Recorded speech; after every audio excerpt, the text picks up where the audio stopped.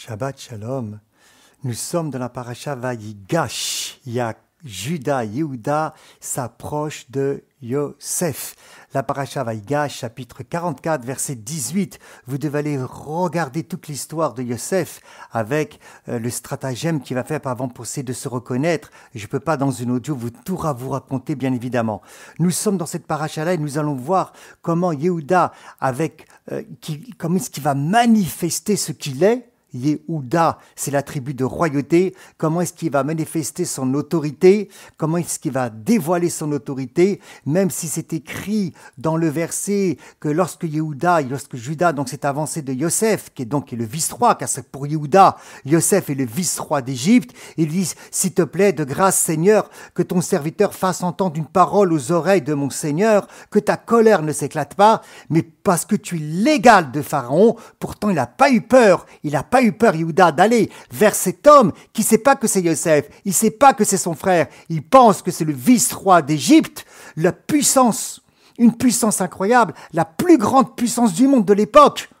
Et que lui, donc, il a droit de vie, de mort sur Yehuda, et Yehuda n'a pas peur, il va dévoiler son autorité, et on dit, d'après des commentaires, que Yehuda a parlé d'une manière forte quand même avec Yosef.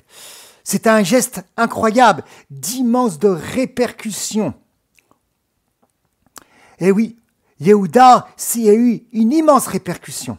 Le Zohar nous dit en effet pour lui que c'est la rencontre entre deux mondes. Le monde matériel, représenté par Yehuda, la royauté, qui correspond dans l'arbre sphérotique à la dernière sphira, dans l'arbre de vie, donc à la dernière spirale, qui représente le monde matériel, qui nous renvoie à ce monde matériel, à la découverte du monde matériel, et puis le monde spirituel qui est imprégné, reçu totalement dans le nom de Yosef, qui est donc Yesod, le fondement, le lien. Yehuda, la royauté de David. Judith, d'ailleurs aussi, Yehudit, aussi qui représente la royauté véritablement. D'ailleurs, Torah Box a rapporté toute une histoire sur Yehudit.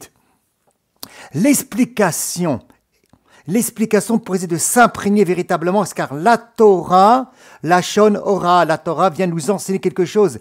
Qu'est-ce que ça vient de m'enseigner pour moi? Je ne suis pas Yehuda, je ne suis pas Yosef, je vis aujourd'hui en France, en 2021 ou ailleurs. On doit comprendre une chose, que l'essence du monde, le monde, en vérité, est la manifestation du Créateur. Donc on pourrait dire qu'il ne fait qu'une seule chose avec le Créateur. D'ailleurs, c'est le sens du Kriyat Shema. Dieu est un. Shema Israël, Hashem Elokeinu, Hashem Echad. Ça ne signifie pas que simplement Dieu est unique, mais qu'en vérité, ça signifie que toute l'existence de ce monde est imprégnée de l'unité d'Akadosh Baruch Hu. Alors c'est vrai, c'est pas révélé ouvertement. Bien au contraire, et nous le voyons encore aujourd'hui, avec l'épidémie, avec l'économie, avec la politique, avec des guerres, et même des gens autour de nous, le monde nous apparaît comme étant une collection d'entités distinctes, séparées, et même qui va à l'encontre véritablement de cette unité divine, et donc hostile. Notre but, notre finalité est de révéler, de manifester qu'il n'en est pas ainsi réellement. Que ce monde, il a une âme, il a un cœur, il a une manifestation divine, il apparaît tel qu'il va apparaître, mais il n'est pas comme ça, il n'est pas réellement comme ça, comme Yosef, qu'en vérité il a apparu à ses frères et à Yehuda en tant que vice-roi d'Égypte, mais ce n'est pas Yosef, ce n'est pas le vice-roi d'Égypte. Le monde nous apparaît hostile, mais il n'en est rien. Nous devons exprimer cette unité intrinsèque qui existe entre les hommes. Ça va servir aussi d'élément de catalyseur pour parvenir vraiment à l'unité dans le monde. Ça va exprimer véritablement la vérité spirituelle qui fait vivre ce monde. Le récit commence, comme je vous l'ai dit, dans l'obscurité la plus absolue. Yehuda ignore totalement qui s'adresse à Yosef. On ignore des fois totalement que le monde est imbibé d'un flux divin, de cette parole divine. On oublie totalement, on ignore des fois totalement que Leolam, Hashem, Varecha, Nitzaba, Shamayim, à jamais ta parole se tient dans les cieux. Il pensait, Yehuda, qu'il a affaire, comme on l'a dit, au vice-roi d'Égypte. Il n'a pas peur. Il demande de laisser Binyamin en liberté. Car Binyamin avait été pris en otage. Pourquoi Binyamin a été pris en otage? Je vous propose d'aller voir le Chumash. Je vous propose d'aller voir la Torah de ce qu'elle dit. Malgré sa position de faiblesse, Yehuda avance. Yehuda, c'est le lion. Yehuda n'a pas peur. C'est la royauté divine. Malgré les apparences qui sont réelles pour lui. Comme nous, malgré les apparences que nous vivons, qui sont réelles pour nous. Yehuda, Yehudi. C'est à cette approche qui va permettre cette approche-là de Yehuda. Au-delà de tout, au-delà de ce qu'il voit, au-delà de ce qu'il perçoit, au-delà de son mental, au-delà de la raison humaine. Une folie, au-delà de tout. C'est cette approche qui va permettre la révélation que le gouverneur d'Égypte est en fait Yosef.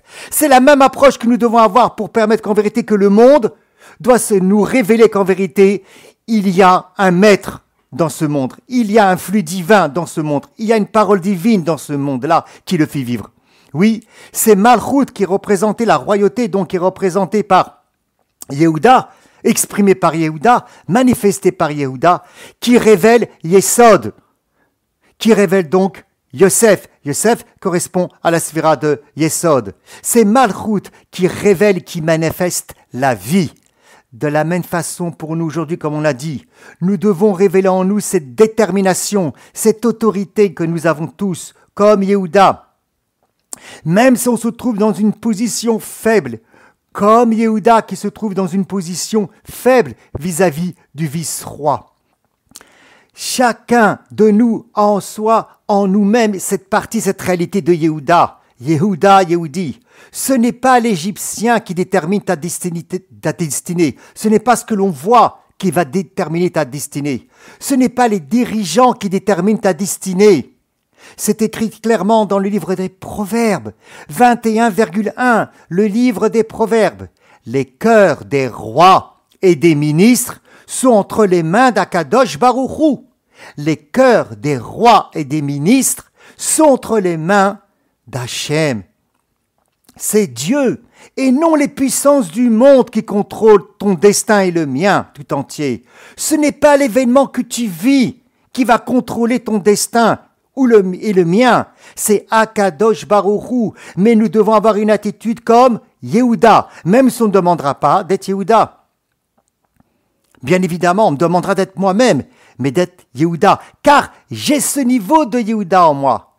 Notre conduite donc, notre choix, la façon comment nous pensons, la façon comment nous nous positionnons, la façon comment on perçoit les événements, les choses de notre vie, ça doit être des priorités qui vont structurer mon agir, exactement comme Yehuda. On n'a pas besoin de se soumettre aux standards du monde en les imitant. L'exemple de Yehuda doit initier pour nous ce processus qui va mener à l'expression, qui va manifester notre réalité, notre lumière divine, ce souffle divin que nous avons en nous, qui transcende tout ce que nous pouvons voir, qui transcende tout ce que nous pouvons comprendre, qui transcende tout ce que nous pouvons percevoir, qui transcende tout ce que nous vivons et tout ce que nous croyons.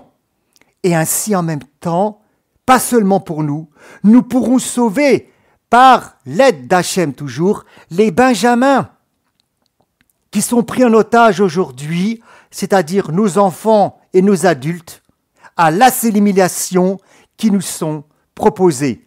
Soyons tous véritablement des Yehuda pour révéler, pour manifester, comme a fait Yehuda, la vraie entité de ce monde, que dans ce monde, il y a ce flux divin, il y a cette parole divine qui fait vivre le monde, il y a Akadosh Baruch Hu qui est le roi de ce monde.